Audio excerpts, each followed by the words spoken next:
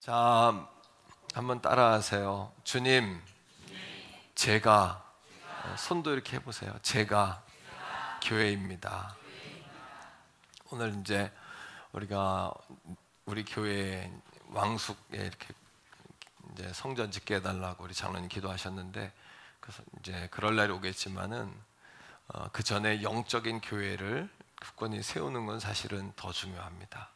영적으로 교회를 내적으로 세우고 또 외적인 교회를 세우는 순서가 돼야 될 텐데요. 오늘 7번째 마지막 시간인데 오늘 제목이 주님 제가 교회입니다, 이런 제목이에요.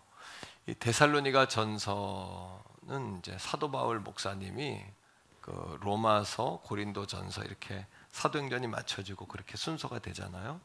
그런데 제일 먼저 쓴 이게 서신입니다. 서신서 가운데 제일 먼저 쓴 게 로마서가 아니라 데살로니가 전서예요. 사도행전 17장에 보면 이제 1차 전도 여행을 아시아 지역에서 마쳤잖아요. 터키 지역 중심으로 이렇게 마쳤고, 유럽으로 넘어가면서 그리스 지역 전도를 하세요. 첫 번째 방문하는 곳이 빌립보고요. 두 번째 방문했던 곳이 데살로니가입니다. 데살로니가, 그 다음에 이제 베레아 뭐 이렇게 되는데, 사도행전 17장에 보니까 세 일해 동안 예수 복음을 전했어요. 세 일해라는 것은 3주입니다. 37에 20일이니까 한 달도 거기서 복음을 전하는 기간이 안 된 거예요. 그런데 그 사람들이 영적 충격을 받아요. 그리고 귀부인들이 나오고 젊은이들이 나오고 놀라운 역사가 일어나요. 그러니까 유대인들이 그 바울 목사님을 시기하잖아요. 잘하면 이렇게 잘하게 놔둬야 되는데, 시기하는 것은 하나님 나라에 정말 이거는 가시덤불과 같은 거예요. 시기 질투는. 그런데 시기하고 질투예요. 그래서 야손이라는 회당장 집에서 늘 모여서 예배하고 그랬는데, 거기에다 불량배들을 풀어가지고 바울 목사님을 협박하는 거죠. 그때 바울과 이제 실라 이런 분들이, 디모데 이런 분들이 거기서 도망 나와요. 그런 상황만 있었던 것이 아니라 당시 로마 황제가 다스렸는데, 로마 황제인 시저를 신으로 섬겼어요. 그래서 모든 그 이방 나라들을 그 로마의 황제를 섬기도록 이렇게 정치를 한 겁니다. 신정 정치를. 그런데 예수를 왕이라 그러니까 이게 또 반대되잖아요. 그러니까 심지어는 거기서 죽는 사람들도, 순교자도 나왔죠. 그렇게 이제 바울 목사님이 데살로니가에서 이제 도망 나온 거죠. 뭐 도망 나와가지고 베레아 지역으로 갔고, 그 다음에 거기서 또 신사적으로 그들이 말씀을 들었죠. 거기서 또 마치고 아덴까지 왔는데, 아덴에서 고민에 빠진 거예요. 왜냐하면 이제 수개월 전에 예수 복음을 전했던 그 데살로니가에 대한 걱정이 생기는 거예요. 걱정이 생기죠, 그죠? 그들이 잘 있나 궁금하고, 그러니까 뭐 전화를 할 수도 없고 그 당시에. 그러니까 디모데를 데살로니가로 보내는 겁니다. 가서 좀 보고 와라 했더니, 거기서 보고서 이제 바울 목사님에게 와가지고 보고를 하는 거예요. 고린도에 계셨는데 고린도에서 그 보고를 받고, 목사님, 선생님 가보니까 그들이 주님 안에서 든든히 서 있습니다, 이렇게 보고한 거예요. 할렐루야. 참 이게 얼마나 바울 목사님 마음이 어땠을까요? 조마조마하고, 정말 아마 이제 성도 가운데 이제 한 사람만 몸이 아프거나 그래서 이렇게 교회 못 오거나 안 보이면 이렇게 목회자는 이렇게 살쪄름이 뚝뚝 떨어져 나가는 그런 마음이에요. 목사는 이게 앞에서 보면 다 보이거든요. 이게 뚝뚝 살쪄름이 정말 뚝뚝 떨어져가는 그런 마음이거든요. 근데 바울 목사님 어떻겠어요? 저보다 아마 그분은 몇백 배 더 헌신된 분인데, 그러면 디모데가 와가지고 보고를 한 겁니다. 그러니까 데살로니가 전서 3장 8절 말씀에 이렇게 편지를 쓰면서 바울 목사님이 이렇게 편지를 써요. 시작. 그러므로 너희가 주 안에 굳게 선즉 우리가 이제는 살리라. 아유, 그 얘기를 들으니 내가 살 것 같다. 목사님 이제 괜찮아요. 몸 다 났어요. 다음 주부터 뵐게요. 이러면 그런 이야기를 들으면 목회자는 안심하거든요. 목사님, 내 시험이 좀 오긴 했었는데 목사님 다 이겼어요. 걱정하지 마세요. 그런데 어떻게 데살로니가 교인들이 한 달밖에 설교 안 했거든요. 가서 바울 목사님이 한 달밖에는 복음을 안 전했거든요. 그런데 그렇게 든든히 서 있을 수 있었을까요? 궁금하지 않으세요? 그 이유는 바울은 없지만, 바울은 떠났지만 그들 안에는 주님이 계셨던 거예요. 그리고 그들이 짧은 기간이었지만 바울을 통해서 주님을 바라보게 된 거예요. 이게 중요해요. 예수님께서도 I will build my church 이렇게 말씀하셨어요. 내가 내 교회를 세운다. 내 교회, 주님의 교회.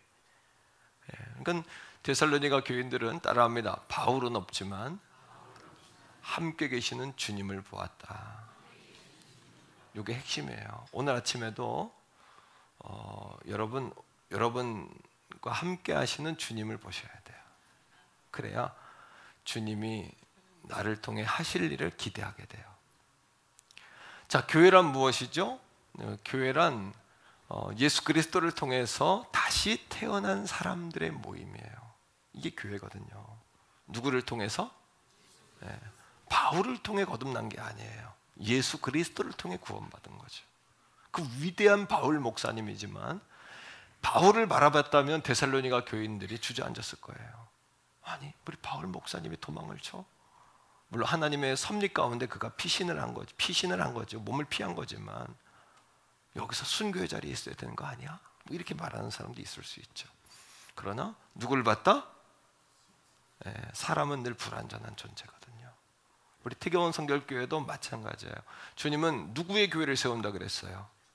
주님의 교회, 내 교회, my church, 주의 교회. 여러분들은 다 누구 교회예요? 주님의 교회.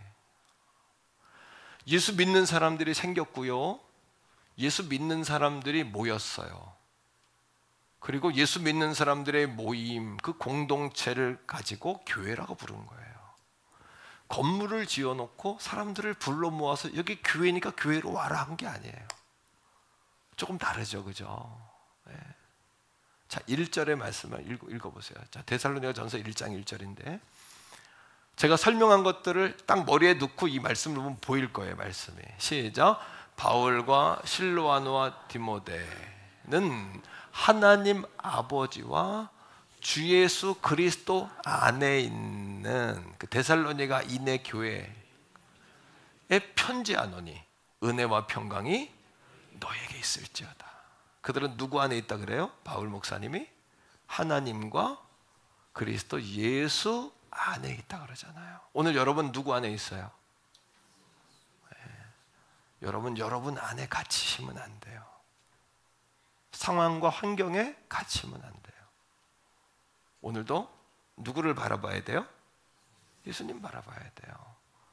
I will, 주님 build, 내가 만들 거야. 뭐를? My church를, 나의 교회를. 내 교회야, 내 교회. 주의 교회예요, 주의 교회. 누구 바라봐야 돼요? 주님 바라보셔야 돼요. 헬라어로 교회라는 단어는 에클레시아예요. 에클레시아. 에클레시아는 에크와 클레시아의 합성어인데 에크는 무슨 뜻이냐 하면 몸으로부터 내가 빠져나오다. 그리고 클레시아는 불렀다 이런 뜻이에요. 그러니까 세상으로부터 내가 불러내어 낸 자들, 이게 교회예요. 다시 말하면 출애굽한 자들. 우리 출애굽했잖아요. 쉽게 이야기하면 애굽으로부터 홍해를 건너 광야로 나온 하나님의 백성의 무리를 교회라고 하는 거예요.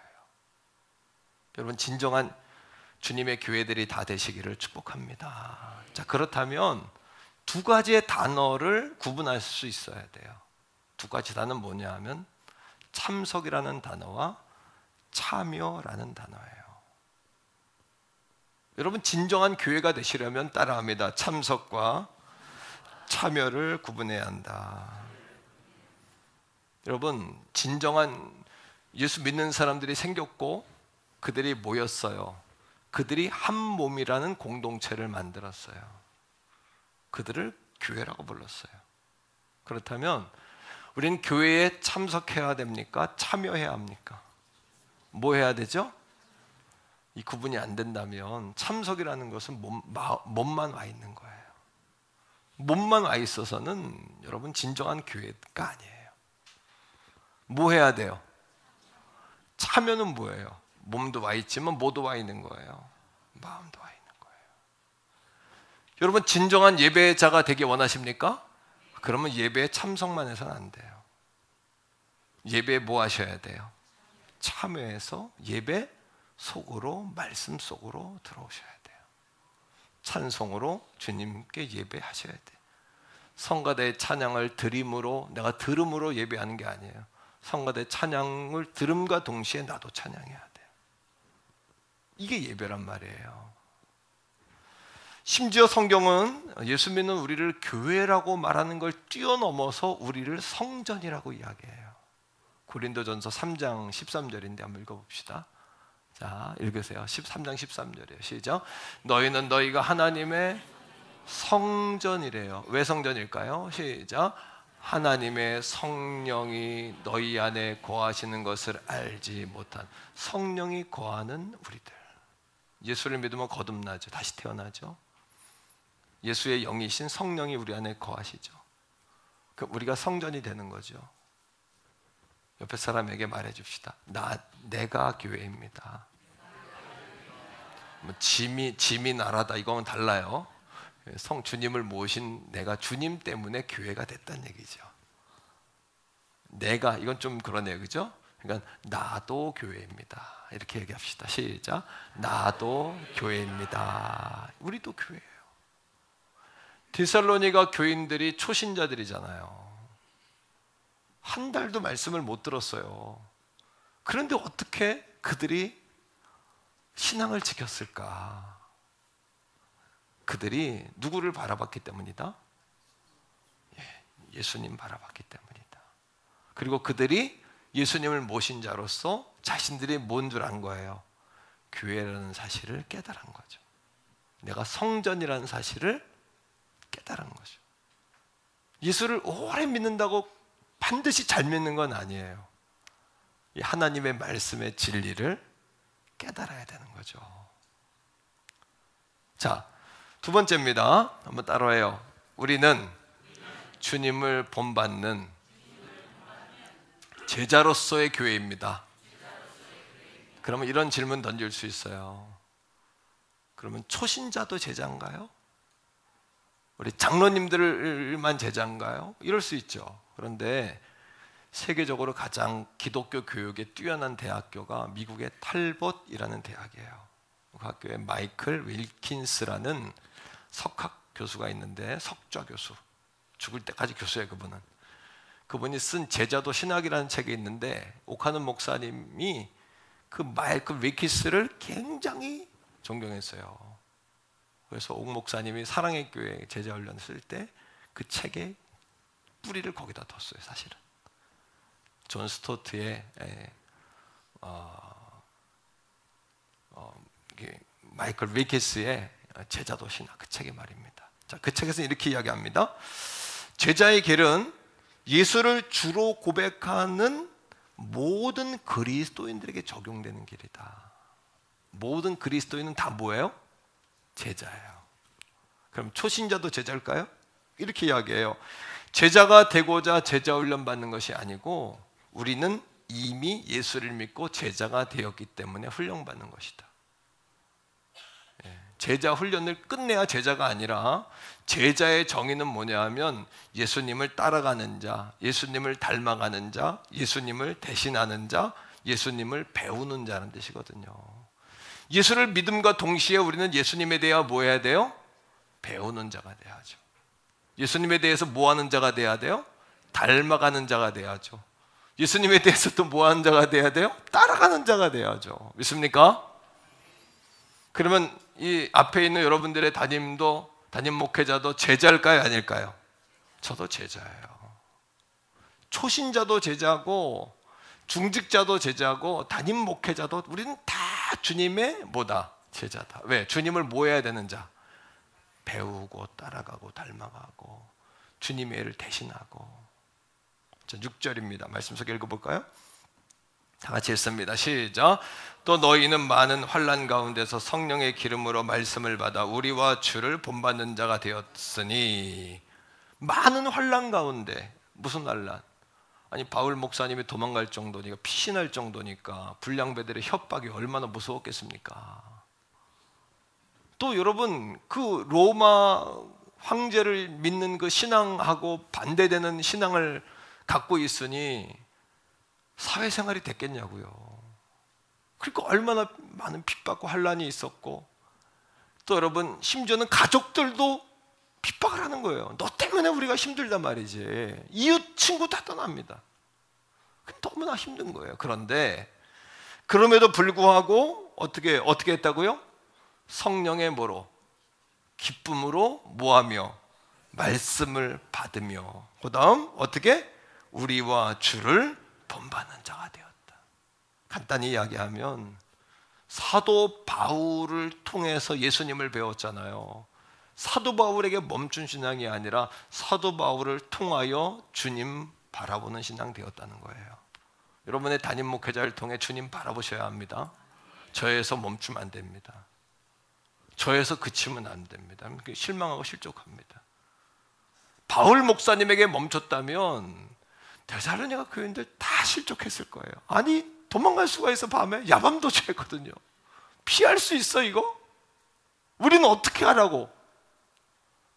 우리 교회 처음에 오실 땐 도광농 목사 보고 오신 분도 있겠고, 또 소문을 듣고 오신 분도 있겠고, 방송을 통해 오신 분도 있겠지만은 결국에는 주님 보는 여러분 되시기를 축복해요. 주님 바라보셔야 돼요.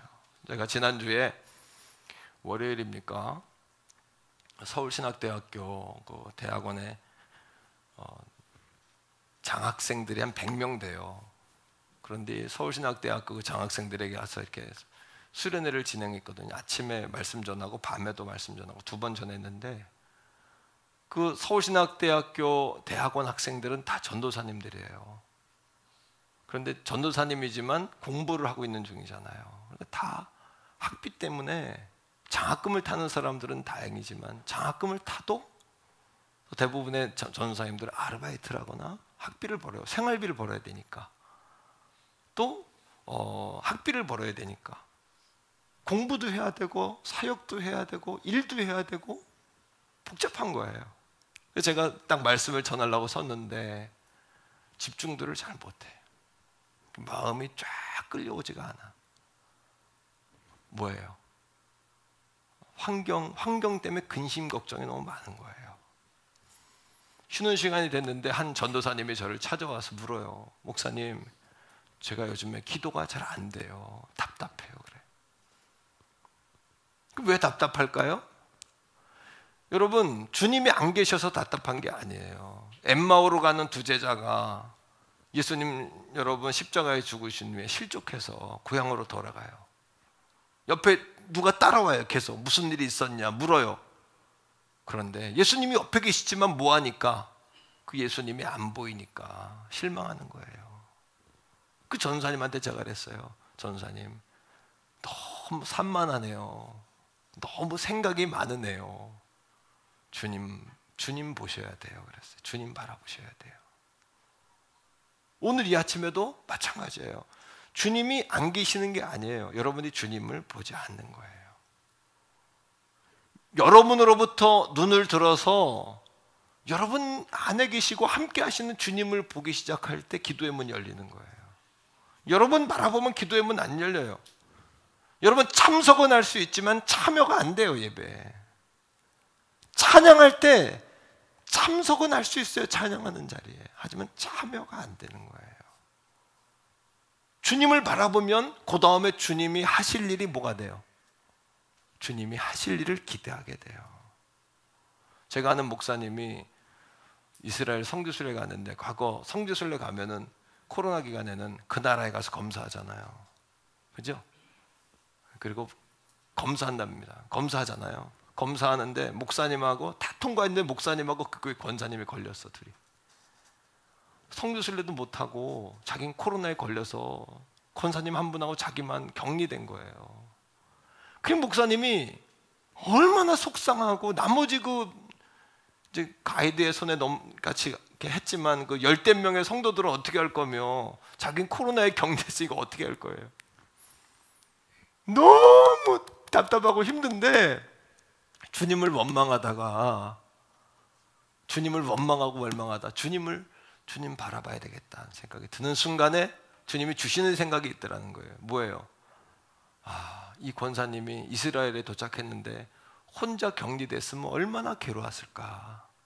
그 담임 목회자가 함께 격리됐으니 얼마나 위로가 될까. 나머지 10대 명은 가이드와 같이 성지순례하면 될 것이고, 권사님은 담임 목사랑 같이 격리되어 있으니 얼마나 권사님 마음이 위로가 되실까. 그 순간부터 눈이 떠진 거예요. 그 순간부터 모든 게 뭐예요? 감사한 거죠. 그 다음부터 모든 게 은혜인 거죠. 이겁니다.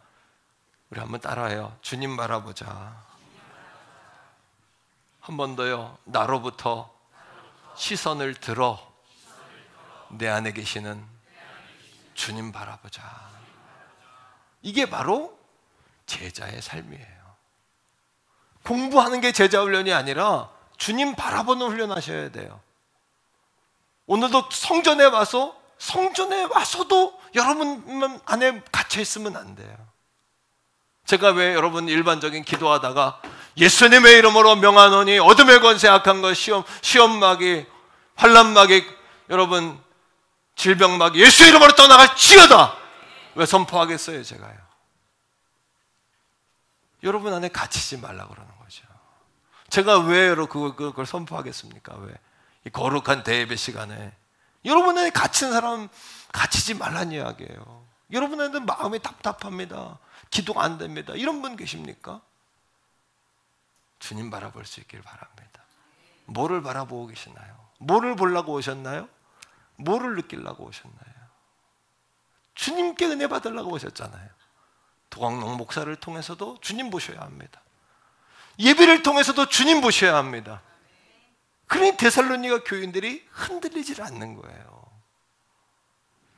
세 번째로 따라합니다. 우리는 예수님의 이야기를 써내려가는 교회입니다. 예수님의 이야기를 우리도 써내려가는 게 우리의 삶이에요. 7절 보세요. 7절. 자, 그들이 제자가 됐죠? 그 다음 뭐예요? 진정한 제자는 뭐냐면 내가 제자가 되고 다른 사람이 제자가 되게 하는 거예요. 말로 될까요? 아니요. 7절 읽어요. 시작. 그러므로 너희가 마게도냐와 아가야에 있는 모든 믿는 자의 본이 되었다. 뭐가 됐다? 믿는 자들의 본이 됐대요. 사랑하는 성도 여러분, 이 데살로니가 교회, 데살로니가 인해 교회, 데살로니가 교회 성도들은 말로 한 게 아니에요. 삶으로 증명해낸 거예요. 따라합니다. 우리는 불신자에게 삶으로 대답할 수 있다. 불신자들이 젊은 세대가 감동하고 그들이 주님 앞에 나오는 그 지점이 어디냐 하면 여러분 우리가 믿는 자들이 삶으로 대답하는 순간이에요. 삶으로 대답한다는 게 어렵다면 작은 실천이 그들을 감동시키는 거예요. 100가지 말이 아니라 말로 싸우려고 하지 마세요. 말로 윽박지르지 말고 말로 협박하지 마세요. 말로 두렵게 하지 마세요. 삶으로 신천하세요. 이런 겁니다. 지난 주일에 우리 충남에서 앞에 인도블록 청소를 했어요. 제가 충남도 회장님한테 부탁했어요. 장로님, 성도 막 운동하러 다니는 사람들이 많고 낙엽이 떨어져서 너무 지저분한데 남전대 청소 한번 해주세요. 너무 일주일 지나니까 또 지저분해. 그래도 끊임없이 해야 돼요. 누구 때문에? 주님 때문에.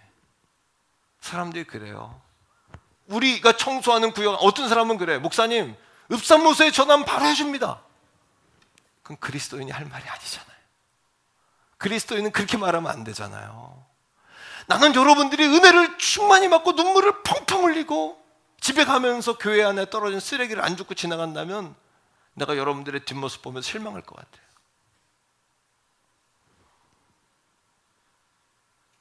고백적으로 말합시다. 삶으로 대답하자. 만 가지, 백 가지 말하지 말고 작은 실천 적용으로 삶으로 대답하는 거예요. 이게 그리스도인의 삶이고 교회단 자들의 삶이잖아요. 그죠? 자, 3절에 보면 그들이 그러한 핍박과 환난 가운데 그들이 어떻게 행했는지를 바울 목사님이 격려하는 거예요. 읽어봅시다. 시작. 너희의 믿음의 역사와 사랑의 수고와 우리 주 예수 그리스도에 대한 소망의 인내를 우리 하나님 아버지 앞에서 끊임없이 기억하매니, 끊임없이 기억할 게 너무나 많다는 거예요. 이 데살로니가 교인들의 사랑의 수고, 믿음의 역사, 예수 그리스도에 대한 소망, 그 어렵고 힘든 가운데도 어쩌면 너희들은 그렇게 성숙하냐. 짧은 기간이었는데 그 짧은 기간에 여러분 8절 한번 읽습니다. 자, 8절에 그들의 그러한 삶으로 대답함이 어떻게 됐나 보세요. 결과가 시작. 주의 말씀이 너희에게로부터 뭐가? 말씀이 그들의 이름이 아니에요. 교회는 예수님 말씀하셨잖아요. 내 교회를 세우겠다. 내 교회. 주님의 말씀이 흐르는 거예요. 말씀이. 그 다음에 시작. 마게도냐와 아가야에 들릴 뿐 아니라 하나님을 향하는 너희 믿음의 소문이 각처에 퍼졌으므로 우리는 아무 말도 할 것이 없노라. 그러니까 마게도냐는 빌립보 지역 윗동네, 아가야 지역은 밑에 아덴과 고린도 지역, 여기까지 그 초신자들의 신앙의 역사가 막 각처에 소문으로 퍼졌대. 이거 소문으로 퍼졌다는 단어가 엑세케타이라는 헬라어인데, 엑세케타이라는 헬라어에서 어떤 단어가 나오냐면 에코 눈다르죠? 울림, 메아리. 그들의 삶으로 팍 메아리 쳐서 마게도냐와 아가야 지역까지 팍 넘친 거야. 막 소문이 각처로 퍼진 거예요. 그 바울 사도가 여러분 자신들이 교회라는 그 믿음이 없었다면 내가 교회다. 이건 무슨 얘기냐면 내가 그리스도인이다. 예수 믿는 사람의 가장 명예로운 호칭이 그리스도인이잖아요. 맞죠? 그리스도인이 뭐예요? 작은 예수란 얘기 아닙니까? 자신들이 작은 예수라는 각성, 참석이 아니라 참여, 예수의 고난에 참여하고 예수 그리스도에게 참여한다라는 이 가치의 전환. 오늘 예수를 믿어도 이 가치의 전환과 이 변화가 없으면 오래 믿어도 바뀌질 않아요. 목회자도 안 바뀌는 거예요. 심지어는 그리스도인, 내가 그리스도인이다. 이게 놀라운 이름이죠. 작은 예수라는 거. 내가 제자다. 이게 얼마나 위대하고 놀라운 이름입니까? 우리 한번 옆에 사람에게 한번 더 말해요. 내가 그리스도인입니다. 시작. 내가 그리스도인입니다. 할렐루야. 이게 놀라운 이름입니다. 어떻게 우리가 작은 예수라는 이름을 들을 수 있을까요?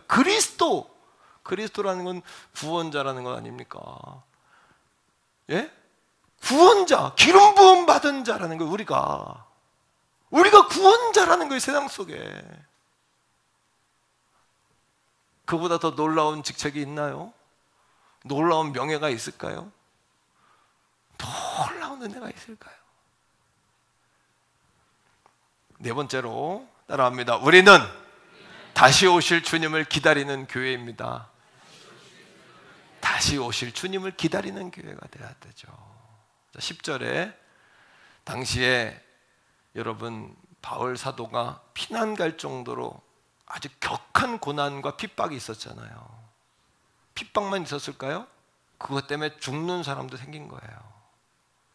그런데 그들이 자기 형제 자매들이 막 죽어가는 걸 보면서 그럼에도 불구하고 실망하지 않을 수 있는 이유는 뭐였기 때문이다?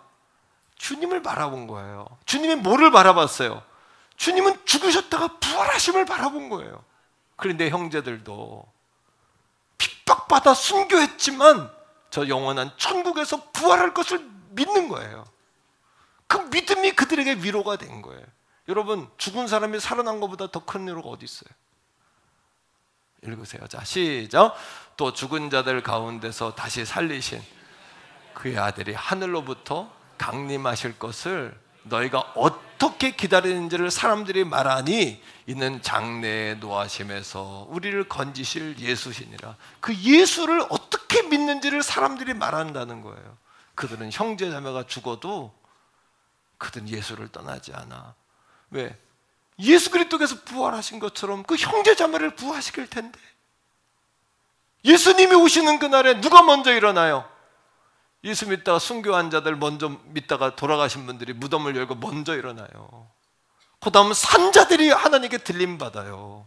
그러니 이것이 얼마나 위로가 됐겠습니까? 그들에게 영원한 천국을 바라보는 신앙의 말입니다.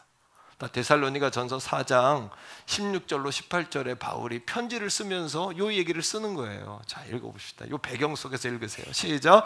주께서 호령과 천사장의 소리와 하나님의 나팔 소리로 친히 하늘로부터 강림하시리니 그리스도 안에서 죽은 자들이 같은 얘기죠. 그럼 바울 목사님은 예수님이 이 땅에 오실 것을 왕이 오시는 것으로 비유해서 설명을 해요. 왕이 올 때 어떻게 와요? 왕의 행차다 호령 소리가 나겠죠. 그 다음에 빰빠라밤 빰빰빰빰 나팔 소리가 나겠죠. 그 다음에 모든 군대가 와 환호를 지르겠죠. 여기 성경에 강림이라는 단어는 왕이 온다는 얘기예요. 왕이 온다. 왕이 오신다. 대림하신다. 대림. 그분이 대림하신다. 예수 그리스도 오시는 절기를 대림절이라고 그러죠. 렌트. 왜요? 예. 왕이 온다니. 왕이 장차 하늘로부터 그분이 강림하세요. 앞으로 보여주세요. 성경에. 앞으로 주께서 뭐와? 호령소리와 뭐에? 천사장의 소리와 그 다음에 하나님의 나팔 소리 천지진. 이거 그냥 부르면 안 돼요. 우리가 저 천국에 거할 것을 믿으며 하나님 나라의 보좌에 여러분 24장로들이 앉아 있잖아요. 12지파 여러분 제사장 지파장들 12사도들 맨 앞에 누가 앉아 있어요? 순교자들. 순교자들이 맨 앞에 앉아 있단 말이에요. 예수 믿다 죽은 자들. 여러분, 자 17절 읽읍시다. 시작. 17절. 그 후에 우리 살아남은 자들도 그들과 함께 구름 속으로 끌어올려 공중에서 주를 영접하게 하시리니 그리하여 우리가 주와 함께 있으리라. 예수님이 재림하시는 그날, 강림하시는 그날, 죽은 자들이 무덤을 열고 먼저 올라가고 그 다음 살아있는 우리가 들림받아 휴거하여 공중에서 예수 그리스도 어린 양의 혼인잔치를 열어 신랑의 신 예수를 신부들이가 맞이하는 이 놀라운 이 스토리, 영광스러운 스토리. 그럼 마침내 예수 믿는 우리가 승리할 그 스토리. 할렐루야. 여러분, 이걸 믿는 거예요. 이걸 말입니다.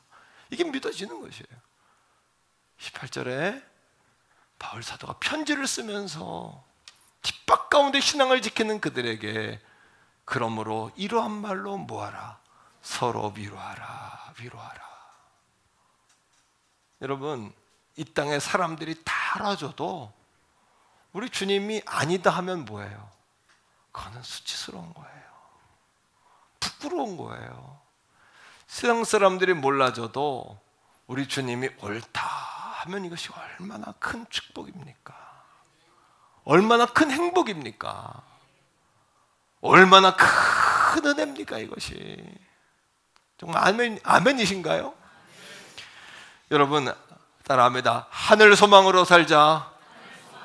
우리가 교회라면, 주님이 우리를 교회로 불렀다면 하늘의 소망을 두고 사셔야 돼요. 하늘의 소망을 두셔야 돼요. 사도 바울 목사님이 본인이 순교할 날이 가까운 걸 감지했잖아요. 그리고 복음의 1세대들인 한 200여 명의 사도들과 복음의 1세대들이 다 죽을 것을 이미 감지했잖아요. 로마 화재 사건 이후 64년 이후에 그걸 미리 감지하고 복음의 2세대들에게 1세대들이 다 가면 2세대들이 흔들리잖아요. 그들에게 마지막 쓴 편지글이 히브리서입니다. 히브리서에서 뭐라고 쓰냐 하면 뭐 디모데에게 보낸 편지 디모데후서 이런 거 뭐라고 쓰냐 하면 사랑하는 우리 복음의 2세대들에게 하늘 성소를 바라봐라. 하늘 성소. 이 땅의 교회는 영원한 하나님 나라 계신 하나님이 직접 앉아 계신 그 영원한 하나님 나라의 다 모형이에요. 모형. 완성본이 아니란 말이에요. 그러니까 이 땅의 교회들이 다 불완전한 거예요. 다 인간들은 다 불완전한 거예요. 그러니까 그러면서 바울 목사님 뭐라 그래요? 더 나은 본향을 우리에게 준비하셨다. 따라합니다. 더 나은 본향. 히브리서 11장 16절이에요. 읽어봅시다. 히브리서 11장 16절 시작. 그들이 이제는 더 나은 본향을 사모하니 곧 그 다음에요. 이러므로 하나님이 그들의 하나님이라 일컬음을 받으심을 부끄러워하지 아니하시고 그들을 위하여 한 성을 예비하셨느니라. 하늘 성소를 바라보는 게 무슨 얘기예요? 오늘 이 자리에 우리와 함께 하시는 주님 보란 얘기예요. 이게 이해가 믿음으로 이해가 되시기를 축복합니다.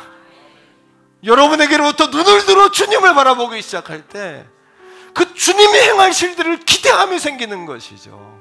그래야 예배 속에 참여가 되고 찬양을 통해 하나님께 나아가게 되는 거죠.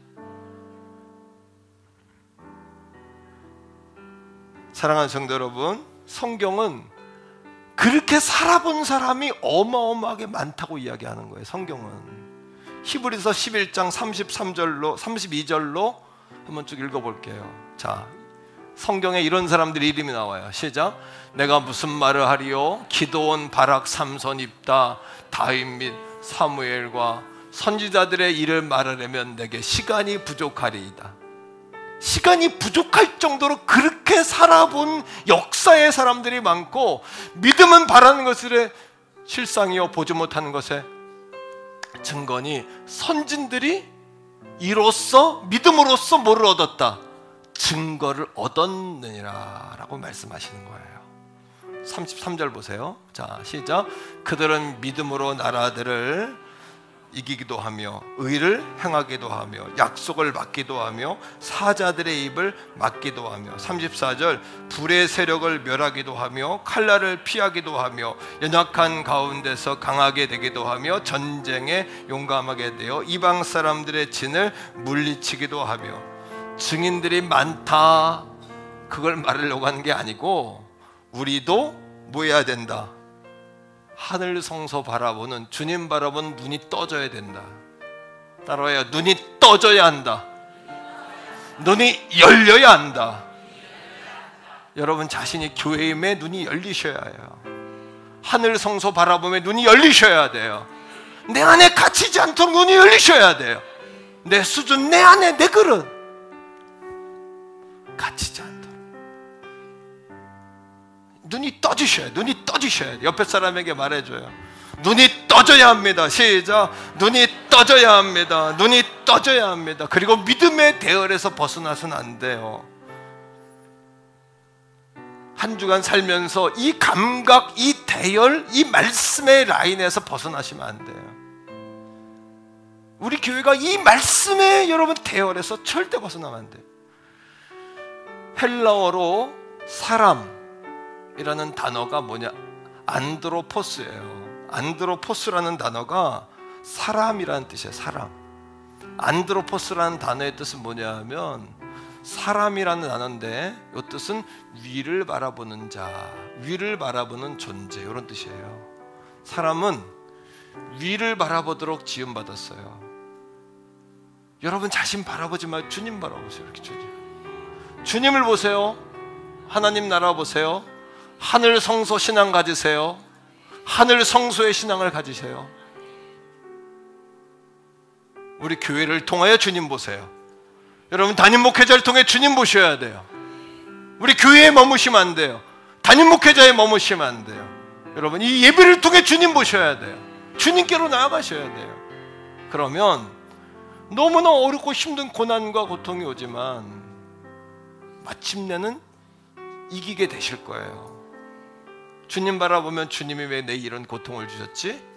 이걸 통해 또 어떤 일을 하려고 하시는 거지? 더 좋은 일 만드시겠구나. 놀라운 일 만드시겠구나. 내 힘으로 할 수 없는 일 하시겠구나. 이런 마음을 갖게 되는 거예요. 히브리서 12장 2절의 말씀처럼 믿음의 주요 온전하게 하시는 이인 예수님을 바라보는 우리의 신앙이 다 될 수 있기를 주의 이름으로 간절히 축복합니다. 할렐루야. 이 시간에 우리 주여 한번 부르고 찬양할 때 주님 보게 해달라고 기도했어요. 주님 보게 해달라. 주님 내가 교회입니다라고 기도하세요. 내 안에 갇히지 않게 해달라고 기도하세요. 내 수준과 범주에 멈추지 않게 해달라고 기도하세요. 주여 한번 간절히 부르고 기도합시다. 주여